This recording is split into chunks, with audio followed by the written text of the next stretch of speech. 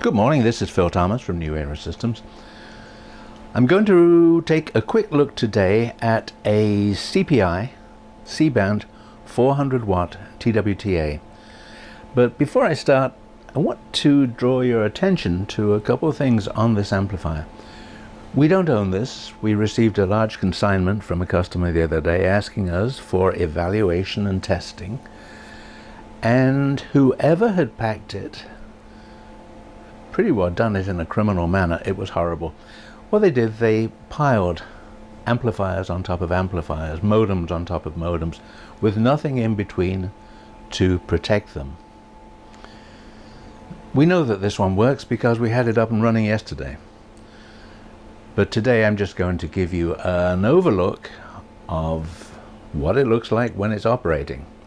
Now, look at some of the damage on this. This handle is scuffed and bent. The top is scratched. Not dented, but scratched. And this is one of the better ones. The only compensation is that it works well. Now let's look at what we've put together for testing.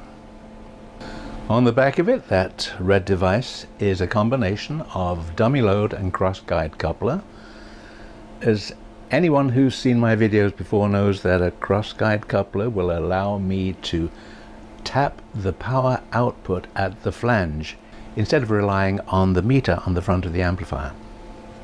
I've set up a spectrum analyzer so I can verify that it's outputting on the correct frequency, and the item slightly below it with the greenish screen is an HP power meter. That will give me a very accurate measurement of the output from this. Because this is a TWTA, it requires an input of C-band, not L-band or 70 meg, anything like that.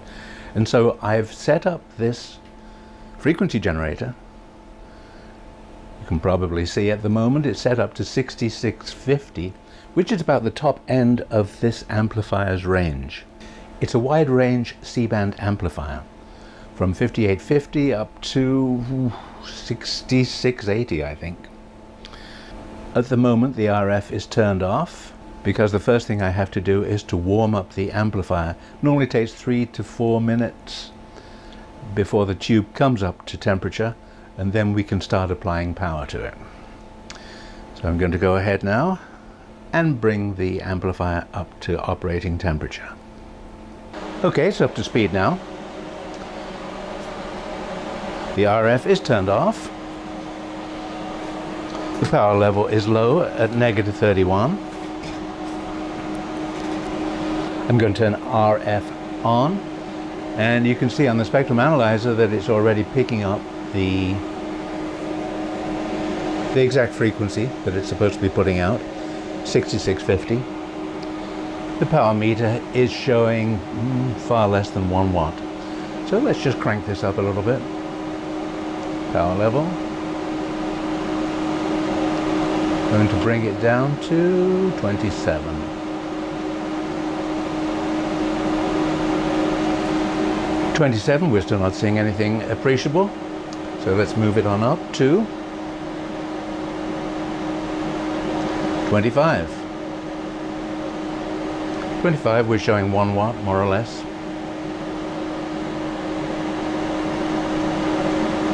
Our next increment will stop at 22. 22, yes, we're showing a solid 1 watt. Let's bring it up to about 20 now.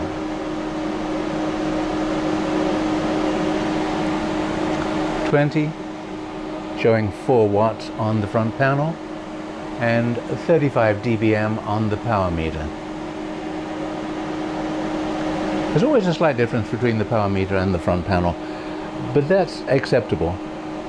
I don't know where CPI measure their output, but we measure it at the flange on the back where it's actually coming out of the amplifier, and that's a far more accurate place to do it. So again, we're going to increase the power.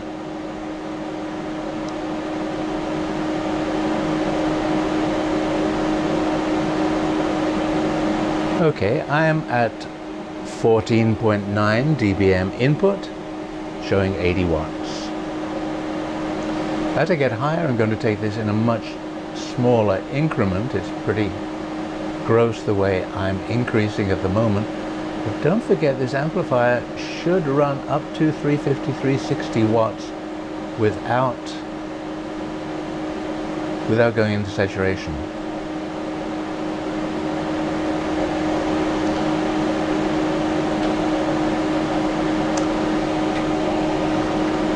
$230 watts. Okay, now I'm going to take it easy. At 315 watts,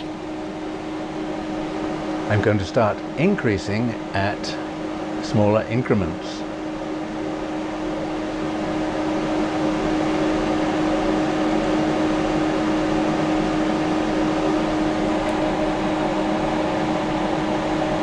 Okay, at 340, I'm going to take it up to 350 watts.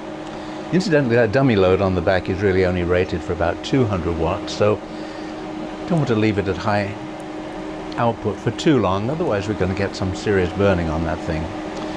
Okay, now with tubes there are some interesting characteristics. It's almost like a doctor using an EKG to monitor your heart. There is something on here called the helix current. And the helix current of a tube, oh, by the way, you're looking at the attenuation setting on this. It's possible to attenuate the output of the amplifier. When Dan tested this yesterday, he said at a 5.64, and that's fine. There is no reflected power. Helix current is 4.2. 4.2 is good, because don't forget, this is running at maximum, or very close to maximum. Let's look at the helix voltage, 8.8384, that's as it should be. So it's stable. Okay, now I'm going to go back to the output, and I'm going to bring it down, and I want to look at the helix current as we go down.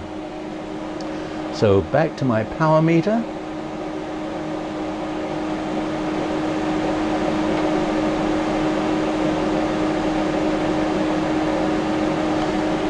Out of curiosity, this is 62 watts. Let's see where the helix current is here. 1.7, that's low. But low is good, so that's not a problem. Now I'm going to continue to take this down until I get almost to what? I'm going to take it down to 1 watt.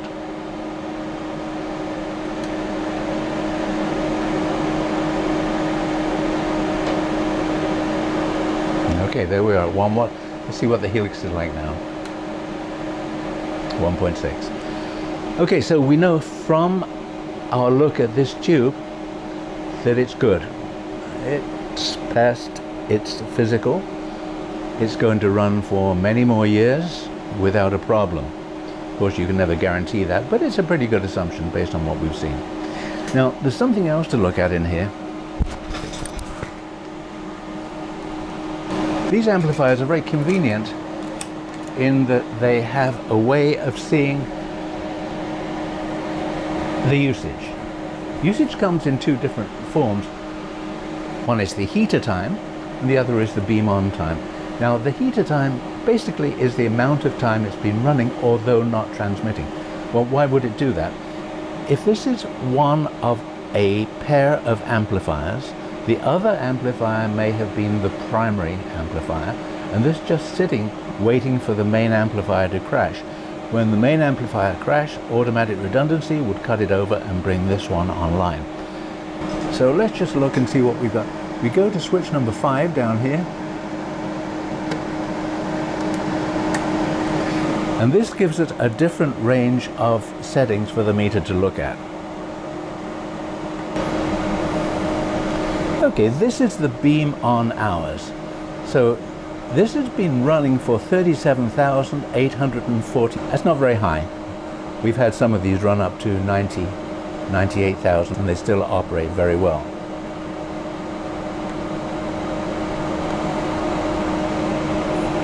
This is the heater timing, and again, 37,890.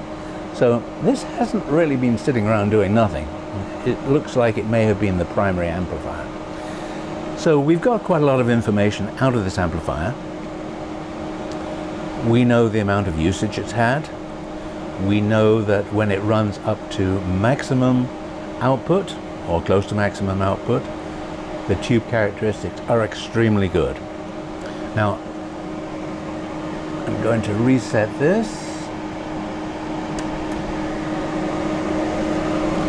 and I'm going to turn off the drive completely and see what the helix current looks like without any drive. So RF off,